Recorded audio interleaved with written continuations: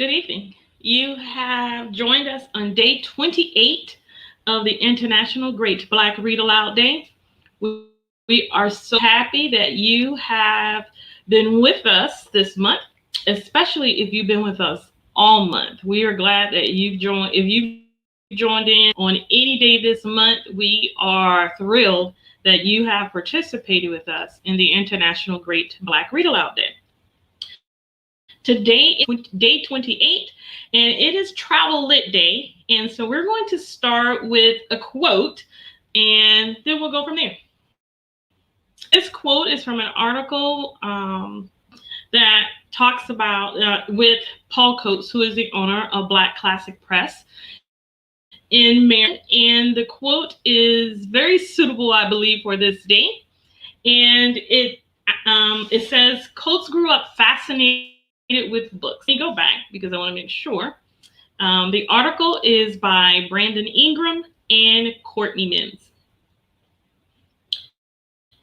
The article states, Coates grew up fascinated with books and learned early on the power of literacy. Quote, as a child, I certainly romanced with books, and I certainly had a relationship with books. I'm one of those people that used to hooky school to go to the library and stay in the library all day. Books early on allowed me to travel, allowed me to imagine and see things that I didn't as a child think I'd ever be able to see. That is from Mr. Coates. And I have to agree that books open up the world. As I was thinking about today being Travel Day, Travel Lit, I thought how appropriate to end the International Great Black Read Aloud Day with travel, something about travel, because truly books allow us to go places in our minds. Books allow us to travel and learn about different cultures. Books allow us to learn about different cultures and different habits of cultures, even within the African diaspora. And so we are truly excited about what this month has meant and all different types of literature that we've been able to read aloud to you. And we hope that you will join us later on in the year, actually next month, when we have another day, and participate with us. We are looking forward to it. So, article today, our travel article, our first piece, we have two pieces today. Our first piece comes from Essence, October 2017 issue, and it is about better business travel. One thing it says to do is to preserve your sanity. You shouldn't be in work mode the entire time you're on a business trip. You'll feel more relaxed and less pressured if you make room for things you enjoy. Find your people. Meeting someone for coffee or drinks makes me feel better and less stressed, says Jamila Willis. I always reach out to friends on Facebook who are in the city I'm in. They message me saying, can't believe you're here, let's meet for dinner. It's happened all over the world, from Phoenix to Dakar Center. And this article speaks with sort of what we call road warriors, people who travel quite a bit. Do something cool is another thing, another suggestion for keeping your sanity when you travel for work. I think everyone has time for one activity every day outside of work. I always make it a point to check out something in the arts in the area I'm visiting, says Aminatu Sao. Just pick one thing you like. For some people, it's art. For others, it's exercise. Or it could be the happening restaurant. And third, stick to a morning routine. When I wake up, I journal for 5 minutes. My morning routine, I travel was sleep for an extra 5 minutes. When I wake up, I journal for 5 minutes, says Ilana, 39, Senior Director of Global Communications at Nike. Then I meditate for 10 minutes. On the days that I work out, I'll go for a run, hold on to those things regardless, wherever I am in the world. And I will say that I've had I have some other routines in the morning, but I'm usually I'm a night person. So don't let travel make you pile on the pounds. What article? Soggy salads can get boring fast. We asked registered dietitian nutritionist Jessica Jones, co-founder of Food Heaven Made Easy, an online resource for healthy living, how to avoid temptation when you're on the move. Number one, take breakfast. Number two, hit the supermarket. And number three, limit indulgences. And so for take breakfast, she says, I usually bring breakfast with me. It may sound weird, but I like to bring non-perishable foods that are easy to pack so that I know I'm getting one nourishing meal for the day that is similar to what I eat at home. My favorite is a baggie of oatmeal with mixed nuts. Hitting the supermarket. If you didn't have time to do any pre-trip meal planning, the grocery store should be your first stop. Whenever I travel with my business partner, we always research the nearest Trader Joe's and stop there on the way to the hotel or Airbnb. They have relatively healthy pre-packed options. Limiting indulgences. Client dinners on business junkets with rich, heavy meals and lots of drinks can be a calorie buster. You can still have fun, just control your portions. I don't want people to feel deprived. Instead of everyone ordering an individual side, split fries, mac and cheese, and dessert. Studies show even if you have a smaller portion, you're still going to get the same amount satisfaction, if not more, out of it than if you have a huge portion all to yourself. And if you can get this online, I highly recommend it.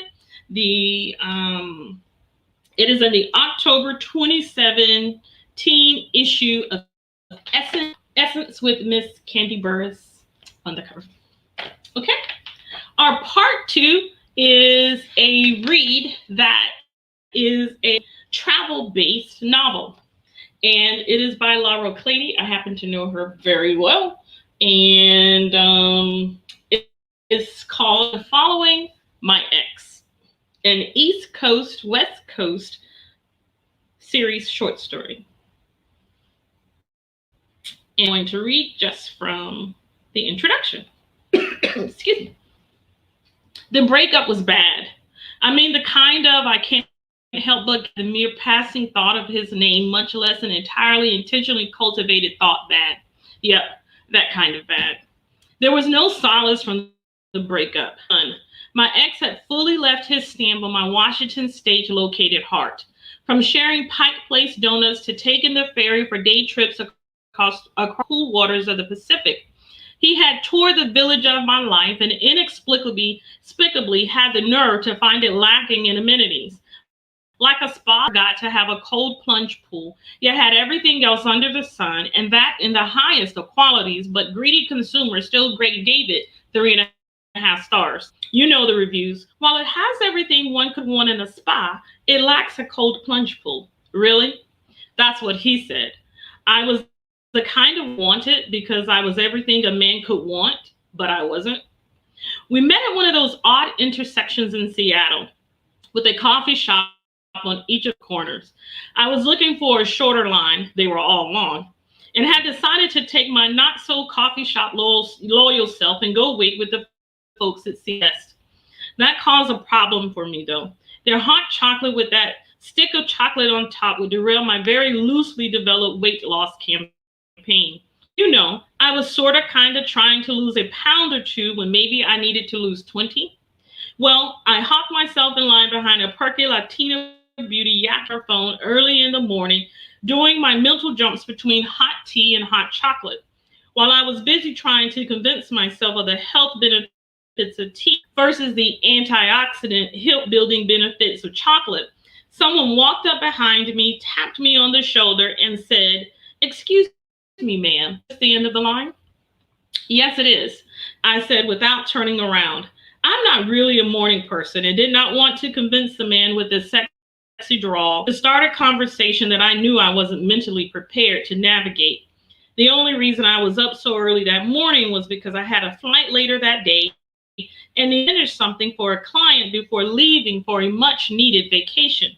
Another tap. "How long have you been waiting?" he asked. And two, I said, turning around, deciding to call on the manners taught to me by my parents and further cultivated through many client interactions. Thank you, he smilingly replied, showcasing a set of pearly whites that even my orthodontist would have envied. He was darn good looking, too. Even my half asleep mind took notice. You're welcome. Do they have good coffee? I'm not really swayed by good looks early in the morning. My brain spends a bit too much time waking up for be something to consider. Yet, this particular morning, my brain seemed to be cranking up a little sooner than normal. I don't know. I'm a tea drinker. Oh, tea, huh? Yes, he was going to keep talking. Yep. I'm new to Seattle. How long have you been here? I've been here for 7 years. I gather from your accent that you're not local. No, I'm from Florida, I responded. The line was moving, but I was still about 10 people deep from clearing the shop's entrance door. This conversation was going to continue. Why can't he be good looking and quiet? I'm from Alexandria, Virginia. MV? Nice. That's the abbreviation given by those who live in the DC, Maryland, Virginia metropolitan area. Yes, it is. Well, I enjoy Seattle. I will if I meet some friends. I'm sure you will. My name is Dexter Reed, he said, holding out his hand for a shake. Shortly, I took a deep sigh. My name is Aubrey Sanders. I shook his hand, releasing it quickly. Miss Sanders, a pleasure, he responded. Likewise, Mr. Reed. My friends call me Dex or Reed. Okay. He raised an eyebrow at me like I was supposed to reciprocate and tell him to call me something besides Miss Sanders. No, you need to call me Miss Sanders. Thank you very much. Well, Miss Sanders, it looks like they have opened a register and your time is near. Thank God. Not much of a morning person, huh? Does it show that well? He laughed. Only when you squint your eyes speaking, like you're trying to squeeze out a thought. Really? Did you just make a joke at my expense? It's going to be hard to meet those friends you're whining about if you keep that up. Honestly, my family and friends had told me that about 1,000,000 times, so the fact that he had picked up on that was interesting. An observant brother, I remember thinking. My apologies then. I wouldn't want the half-sleepy Miss Sanders to mark me off her list of potential friends before I could ask for her number. You ain't slick. I'm not trying to be slick. I'm trying to ask for your number. May I have your number, please? One shouldn't be sleepy or lonely, Seattle. I rolled my eyes while reaching into my handbag for a business card. I may have been sleepy, but I wasn't crazy. Reed was good looking, funny, well-dressed, and apparently good at what he did if the tailored suit and hand-stitched shoes were anything to go by. Again, I was sleepy, not so sleepy that my mind did not wonder about this fine chocolate brother. Thank you, he said, after accepting my card. He pulled out his telephone, tapped numbers on the card, and immediately called my telephone. I slipped the phone out of my handbag side pocket, looked at his number, and saved his contact info. Call you later, okay, he said. Okay. Please, let me purchase your tea since I woke you up. Are you kidding me? So, I'm not a morning. Some people shouldn't talk so much in the mornings. Have you ever thought about that? No, I'm a morning person. So, what will you have? I'm having the largest hot tea latte with a cinnamon roll. Okay. He placed my order with his. We retrieved the drinks when they were ready and walked to the corner. Breakfast, Reed. Miss Sanders, you are most welcome. I'll call later today. Have a great day. Don't say like that. I will call you. Bye. Have a lovely day, Miss Aubrey Sanders. I walked away in the opposite direction from him, sipping my delicious drink and thinking about the very unusuals to the day. Around 2 p.m., my phone rang while I was reviewing a file. I looked at my phone and it was Reed. I smiled. He had called. While I had been quite busy that day, I had still thought about his promise to call. I answered on the second ring. That began something that I thought was beautiful, but apparently it was only 3.5 stars. Kind of beautiful. And that is from Unfollow My Ex by Laro Claitty. And we will, I think you can say it that way. Following My Ex, Claitty, and we will say thank you very much. If you have not subscribed to the International Great Black Read Aloud Day on our website, we invite you to do so right now. Look right there on the banner that's floating by and sign up, subscribe so that you stay abreast of all the days we are having read alouds. They will be random throughout the year, and until we decide that, and that probably won't happen because we believe that literacy matters, right? And so we will be reading aloud, and we hope that you will travel on this journey with us on National Great Black Read Aloud Day. And it has been wonderful. I will tell you, I have certainly enjoyed myself these 20 days reading aloud. So many different books, many different authors, some things I've learned because perhaps maybe it's something that I typically navigate to in my reading, and I have just enjoyed learning so much from authors across so many different genres and topics. And we believe that this is part of the beginning of something wonderful. 5 stars, kind of beautiful, y'all. And we will see you in March someday, and we'll let you know what that is. But you got to subscribe and follow us on social media at Black Read Aloud, and our website is greatblackreadaloudday.org, and we'll see you in March. Thank you. Bye-bye.